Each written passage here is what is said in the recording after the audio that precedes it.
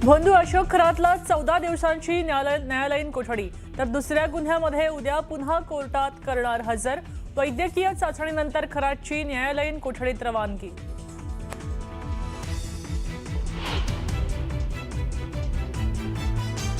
भोंदू खरातकडनं इन्कम टॅक्समध्येही घोळ। शेकडो कोटींची संपत्ती असूनही फक्त काही लाखांचं उत्पन्न दाखवून खरात टॅक्स भरत असल्याची माहिती समोर। खरातवर कारवाईची शक्यता।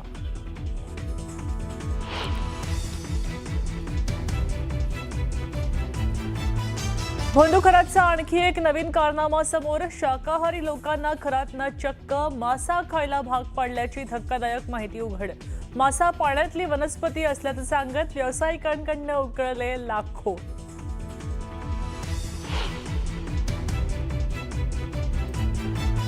भोंदू खरातकडे फोटोवर फुल्या मारण्याची पद्धत होती। त्यानं अजितदादांच्या फोटोवरही फुल्या मारल्या होत्या। भोंदू अशोक खरात संदर्भात रोहित पवारांचा खळबळजनक दावा।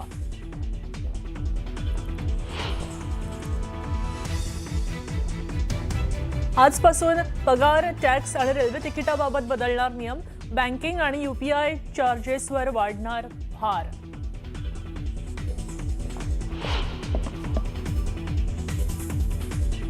कोल्हापुरात ज्योतिबा देवाच्या चैत्र यात्रेला सुरुवात। यात्रेसाठी लाखो भाविक कोल्हापुरात दाखल। गुलालाची उधळण करत भक्तिसागरात उत्सवाचा जल्लोष।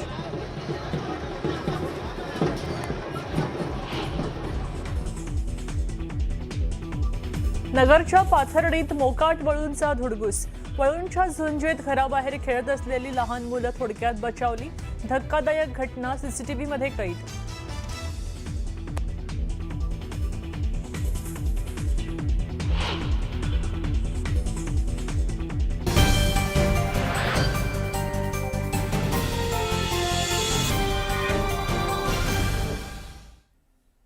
नमस्कार, मी मृगा। बातमीपत्रातली पहिलीच बातमी आहे भोंदू खरातची।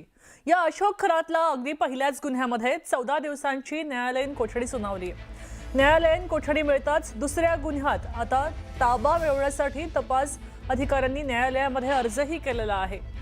मात्र तपास अधिकाऱ्यांचा अर्ज न्यायालयाकडनं मंजूर केला गेलाय आणि अशोक खरातला दुसऱ्या गुन्ह्यामध्ये ताब्यात घ्यायची न्यायालयानं परवानगी दिली। अशोक खरातला उद्या पुन्हा दुसऱ्या लैंगिक शोषणाच्या गुन्ह्यामध्ये ताब्यात घेतलं जाईल। उद्या पुन्हा पोलीस कोठडी मिळवण्यासाठी अशोक खरातला न्यायालयामध्ये हजर केलं जाईल।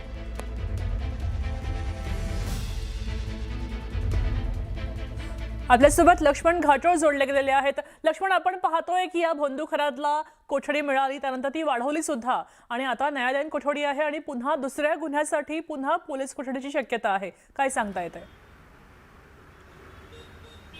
मृगा, आज या भोंदू अशोक खरातला नाशिकच्या जिल्हा सत्र न्यायालयामध्ये हजर करण्यात आलेलं होतं आणि या न्यायालयाने आज त्याला 14 दिवसांची न्यायालयीन कोठडी सुनावलेली होती। मात्र ही न्यायालयीन कोठडी सुनावताच जे तपास अधिकारी आहे या सगळ्या प्रकरणातले SITचे त्यांनी पुन्हा न्यायालयाकडे अर्ज केला आणि अशोक खरात याची दुसऱ्या प्रकरणामध्ये अटकेची मागणी केली, अर्थात त्याला त्याचा ताबा मिळावा अशी स्वरूपाची विनंती अर्ज जो आहे तो त्यांनी न्यायालयाकडे केला। आणि जी अपडेट आत्ता आपल्या हातामध्ये मृगा येते त्यानुसार न्यायालयानं या तपास अधिकाऱ्यांचा हा कोठडीचा अर्थात ताब्यात मिळण्याचा जो अर्ज आहे तो मंजूर केलेला आहे आणि आता हा अर्ज मंजूर झाल्यानंतर उद्या पुन्हा एकदा अशोक खरात याला या SITकडनं ताबा त्याचा घेतला जाऊ शकतो आणि पुन्हा त्याला सेंट्रल जेलमधनं त्याची ताबा घेतल्यानंतर उद्या दुपारी पुन्हा 12, 12:30, 1 वाजेच्या सुमारास त्याला न्यायालयात हजर केलं जाऊ शकतं आणि न्यायालयामध्ये पुन्हा एकदा अशोक खरातची पोलीस कोठडी जी आहे ती मागितली जाऊ शकते। अर्थात नाशिकमध्ये आत्तापर्यंत या अशोक खरातच्या विरोधामध्ये लैंगिक शोषणाचे 8 गुन्हे दाखल आहे। वेगवेगळ्या पीडित महिलांनी ते दाखल केले। त्यातला जो पहिला गुन्हा होता त्या पहिल्या गुन्ह्याच्या अनुषंगानं आत्तापर्यंत त्याला पहिले 7 दिवस, नंतर 5 दिवस आणि नंतर 3 दिवस अशी सलग 3 वेळा त्याला पोलीस कोठडी देण्यात आलेली होती। ही पोलीस कोठडी संपल्यानंतर आता त्याला पुन्हा एकदा दुसऱ्या प्रकरणामध्ये पोलीस कोठडीमध्ये घेण्याचा प्रयत्न SITचा असणार आहे, कारण SITचा तपास जो आहे तो या प्रकरणातला अद्यापही प्रलंबित आहे। अर्थात ही मोडस एकच होती, गुन्ह्याचा प्रकार जो आहे तो देखील एकच होता। एकाच टॅक्ट वापरून त्याने अनेक महिलांचं लैंगिक शोषण केलेलं होतं, त्यामुळे त्याला दुसऱ्या गुन्ह्यामध्ये जेव्हा ताब्यात घेतलं जाईल तेव्हा त्याच्याकडनं आणखी काही माहिती जी आहे ती SITला प्राप्त होण्याची शक्यता आहे। मात्र आत्ताच्या घडीची ही सगळ्यात मोठी बातमी हीच आहे मृगा की अशोक खरात याला पुन्हा एकदा दुसऱ्या प्रकरणामध्ये ताब्यात घेण्याची परवानगी न्यायालयाने SITला आणि SITच्या आयोला दिलेली आहे आणि त्यानुसार उद्या पुन्हा अशोक खरातचा ताबा घेऊन त्याला उद्या न्यायालयात हजर केलं जाणार आहे. ठीक, धन्यवाद सविस्तर माहितीसाठी लक्ष्मण. आपण पाहतोय की आता भोंदूला पुन्हा उद्या न्यायालयामध्ये हजर केलं जाईल आणि त्यानंतर पुन्हा कोठडीची मागणी SIT कडनं केली जाईल. या भोंदू खरातला कोर्टामध्ये हजर केलं होतं आणि त्यावेळी भोंदू खरातला 14 दिवसांची न्यायालयीन कोठडी सुनावली. 14 दिवसांची पोलीस कोठडी पूर्ण झाली आणि त्यानंतर आता SITनं न्यायालयीन कोठडीमध्ये पाठवण्याची विनंती केली, ती मान्य केली आहे आणि न्यायालयीन कोठडीमध्ये त्याला वर्ग केलं गेलं. मात्र दुसऱ्या गुन्ह्यामध्ये वर्ग करण्यासाठी नव्यानं न्यायालयासमोर अर्ज केला जाणार आहे आणि त्यानंतर सरकारवाडा पोलीस स्थानकाच्या गुन्ह्यात पुन्हा SIT खरातचा ताबा घेतला जाईल. न्यायालयीन कोठडी मिळाल्यानंतर आता खरातला वैद्यकीय तपासणीसाठी नेलं गेलं. या वैद्यकीय चाचणीनंतर त्याची रवानगी नाशिक सेंट्रल जेलमध्ये केली गेली आहे.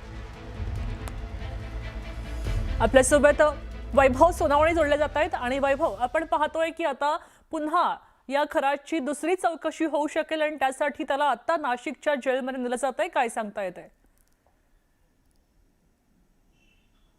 आज न्यायालयातून त्याला जेव्हा MCR त्याचा झाला, न्यायालयीन कोठडीमध्ये त्याची रवानगी झाली. खरं SITनंच न्यायालयाकडे MCRची मागणी केलेली होती.